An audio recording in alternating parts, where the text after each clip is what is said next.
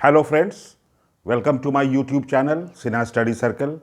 I am Sanjay Sinha, your English guide. आइए हम लोग शुरू करते हैं अपना वोकैबुलरी क्लास। एक वर्ड होता है साइड।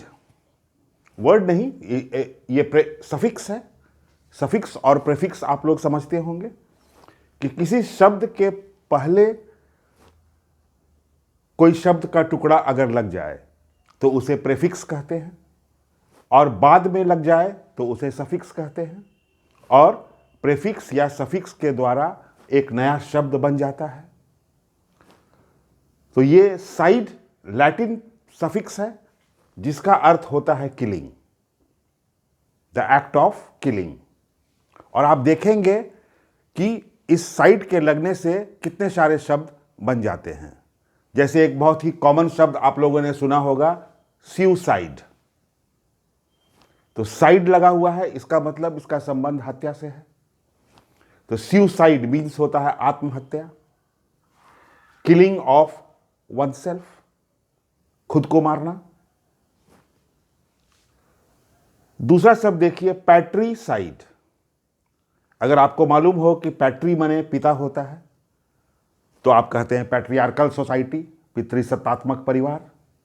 तो पैट्री मीन्स पिता और साइड लगा हुआ है, अर्थात पैट्रीसाइड का मीन्स होगा killing of one's father. Matri means मां, तो matricide means killing of one's mother. Fratricide means killing of one's brother. The killing of one's brother is called fratricide.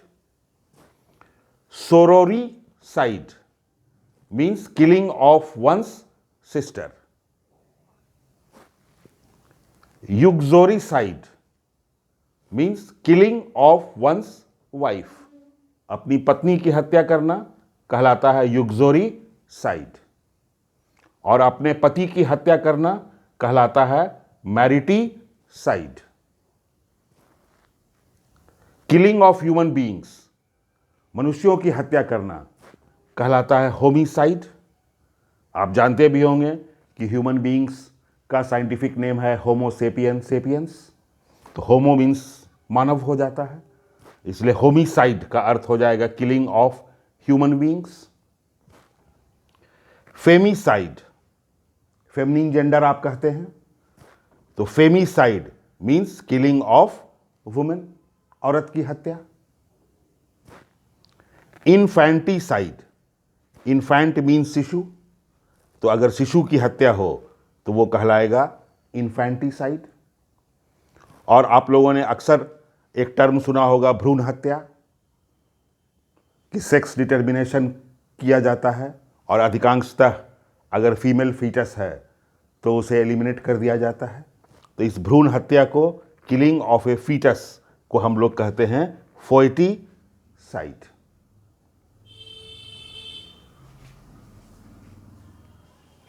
अगला शब्द आप देखिए, एविसाइड। तो एविस मतलब क्या होता है? एविस का अर्थ होता है पक्षी। तो एविसाइड है तो इसका मतलब हो जाएगा किलिंग ऑफ बर्ड्स, पक्षियों की हत्या।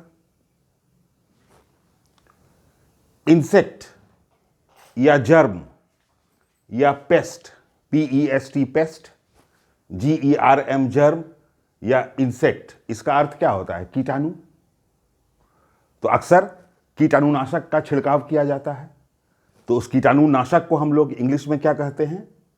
इंसेक्टिसाइड या जर्मीसाइड या पेस्टिसाइड।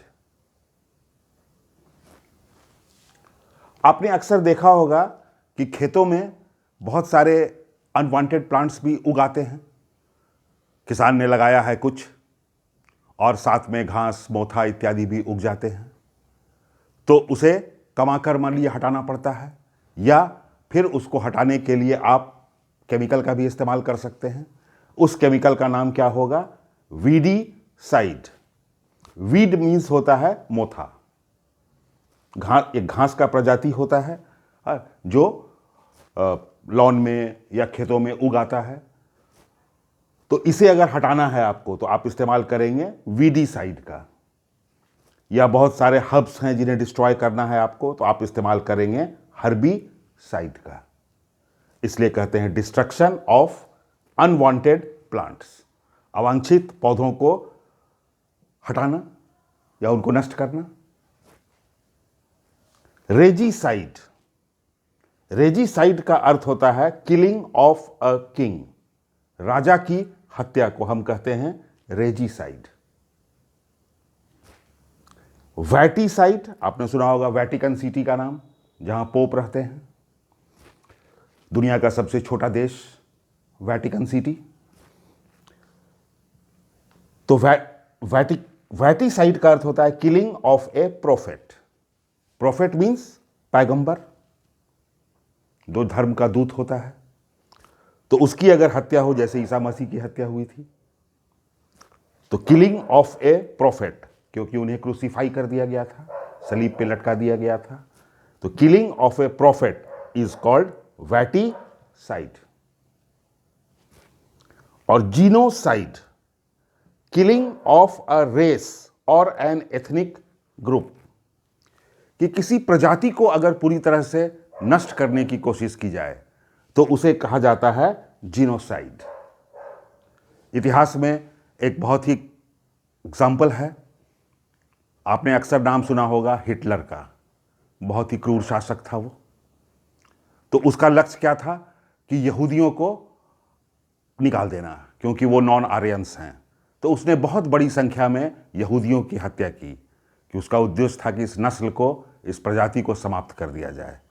तो सच टाइप ऑफ किलिंग और एलिमिनेशन ऑफ अ रेस और an ethnic group is called genocide.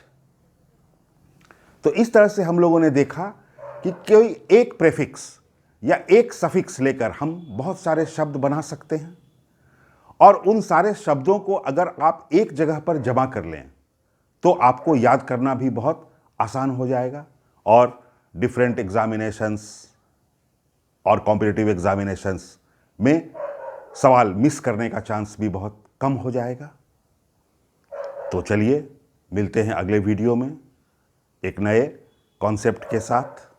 तब तक के लिए खुश रहिए, स्वस्थ रहिए, सुरक्षित रहिए, and don't forget to like, share and subscribe.